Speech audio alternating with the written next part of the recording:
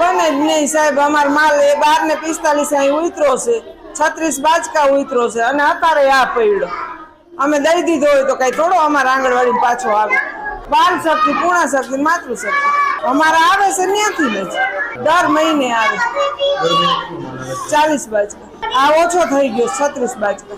હવે અમે એને પૂછ્યું પણ એ હવે ઉપરથી ઈ ઓછો આવે એનું કાંઈ નહીં, અમારું કાંઈ ન ઓલું કરવું જોઈએ। હવે ઈ તો અમારા વર્કરને ખબર હોય સાહેબ। રજા ઉપર છે નજમાબેન પઠાણ, એના બાજુમાં એના સગામાં કોકને ડિલિવરી આવી છે, 2 દિવસની રજા ઉપર છે। માલ કાલે આવ્યો 12:45 36 બાચકા આવ્યા। ઈ વસ્તુની ખબર જ નથી ભાઈ। ઈ તો તમને હું કહું છું કે અમે ઉતારીને ગયા હતા ને આ પડ્યો તમારી નજર સામે। કોઈ વર્કર હેલ્પર સાથે પર્સનલ એવા એલિગેશન નથી। ઇસઝોનની કોઈ પણ આંગણવાડી, બીજા આંગણવાડી કાર્યકર તેડાગરને પણ તમે લોકો પૂછી શકો છો કે બેન ક્યારેય કોઈ ભેદભાવ રાખે છે કે કોઈ તમારા ઉપર આક્ષેપો કરે છે કે કોઈ તમારી પાસે ઉઘરાણું કરે છે।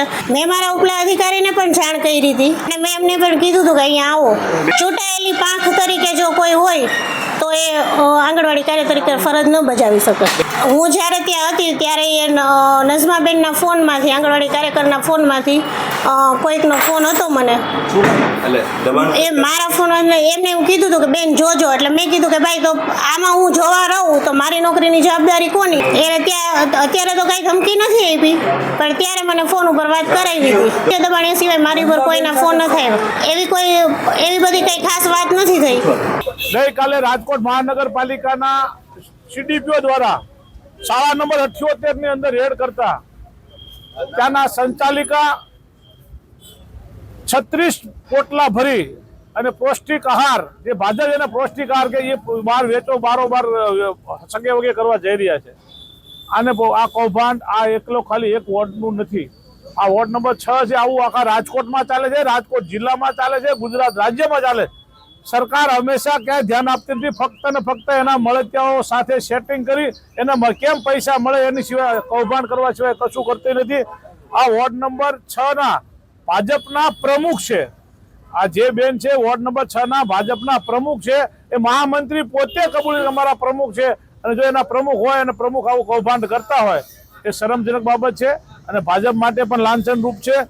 ઓલરેડી સરકાર હલકી ગુણવત્તા વાળું તો આપે છે જમવાનું, કારણ કે નાના અને પછાત ને ગરીબ માણસોના વિસ્તારમાં તમારે બહેનો હોય, આ બહેનોને અને એના બાળકોને જે પૌષ્ટિક આહાર મળવો જોઈએ, પૌષ્ટિક આહાર પૂરતો મળતો નથી, પૂરતી ગુણવત્તા વાળો મળતો નથી, વારંવાર ગુણવત્તાની ચેક કરતા પણ નથી મળ્યું। એટલા માટે અમે એ કહીએ છીએ કોંગ્રેસના રાજકોટના નગરસેવક તરીકે હું રાજકોટના કમિશનરને અને કલેક્ટરને બંનેને પત્ર લખવાનો છું। એટલે રાજકોટ જિલ્લાની જે સુધારો કરવો જિલ્લા માટે કલેક્ટરને પત્ર લખવાનો છું અને રાજકોટ મહાનગરપાલિકાના કમિશનર આની ઊંડી તપાસ થાય, મોટી ગેરરીતિઓ આમાં બહાર આવશે અને ભાજપના મોટા નેતાઓ આમાં અંદર બહાર હાથ આવશે એવી મારી પૂરેપૂરી દહેશત છે।